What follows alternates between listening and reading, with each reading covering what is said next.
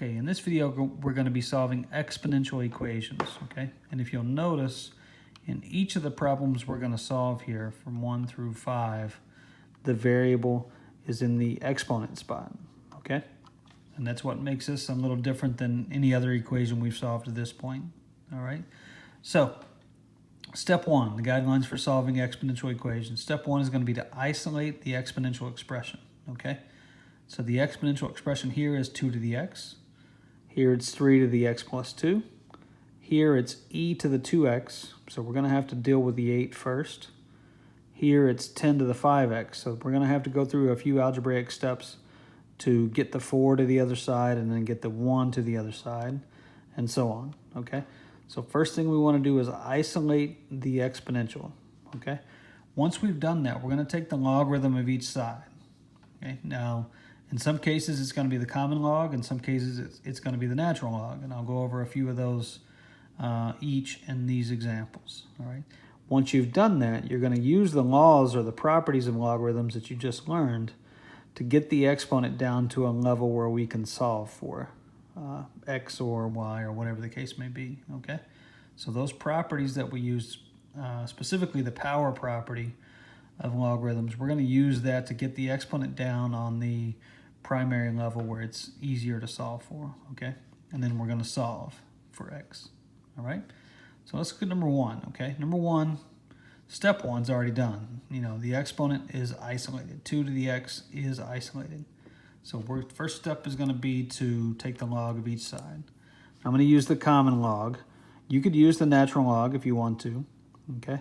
But the common log makes more sense here. Now, the power property allows me to bring the x down to the front. So I'm going to move the x down front. So it's x times the log of 2 equals the log of 7. Okay. Now I'm going to use just basic, algebra 1 algebra here to isolate the x, because that's what we're solving for. So x equals log 7 divided by log 2. All right. Now I'm not going to show you the calculator here, but on your calculator, do log 7 divided by log 2. And that will give you your value for x. So in this case, x is approximately 2.807, okay? Now, let's use some kind of, real basic common sense. 2 to the third power is 8, okay? So my answer has to be a little smaller than 3 in order to get this 7 here. So this answer makes sense logically because 2.8 obviously is less than 3. 2 cubed would be 8. So 2 to a slightly smaller power would give us 7, okay? So there's ways for you to kind of estimate, what a correct answer could be here, all right? Let's look at number 2. Again, step 1's already done for us. We've got log of 3 to the x plus 2 equals log 7. I'm going to use the power property to bring x plus 2 down front. That's the exponent, so I can bring the whole thing down front. I'm going to divide both sides by log 3, again, some basic algebra here. And then I'm going to subtract 2 from both sides. Okay? Now, again, this is all calculator now. Log 7 divided by log 3, and then minus 2 should give me negative 0.229. All right? So again, let's think about it logically. 3 squared is 9. Okay? So if x were 0, that would give me 3 squared is 9. So obviously x has to be a little smaller than 0 in order to get to a smaller number here of 7 compared with 9, okay? So now let's take a look at example number 3 here, okay? So the exponential part of the expression here isn't isolated yet, so I'm going to have to divide both sides by 8, okay? So e to the 2x equals 2.5, okay? Now, because the base is e, I'm going to use the natural log here, and I'm going to bring the 2x down front using the power property. So 2x times natural log of e equals 2.5. All right. Now, a couple ways I could go here, but I'm going to go ahead and isolate the x first. So I'm going to divide by 2. I'm going to divide by natural log of e. All right. So when I do that, I get x now, natural log 2.5 over 2 natural log of e.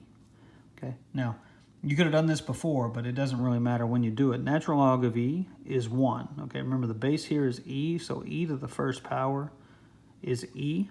So natural log of e has a value of 1. Okay, so I'm going to simplify this natural log of e to 1, and then 2 times that 1 is 2, okay? So now we can use a calculator. It's going to be natural log of 2.5 over 2, and that's going to be our value for x, which is about 0.458, okay? Again, I'm not going to use the calculator here in this video. You can use your own practice there and evaluate it, but this is the answer, okay? If you want to verify this answer, obviously you can plug it in for x here and then do all the math to see if this 8 times e to the 2 times 0.458 is about 20. Now remember, we've rounded this. So when you put this into a calculator with x as 0.458, you're not going to get exactly 20, but you're going to get something very close to 20, which verifies that this answer is correct. Okay, let's look at number 4. First thing we want to do is divide by 4. Okay, so 9 divided by 4 is 2.25. Then I'm going to subtract 1 from both sides. Okay, now the base is 10, so I'm not going to use the natural log again. I'm going to use the common log, so log base 10.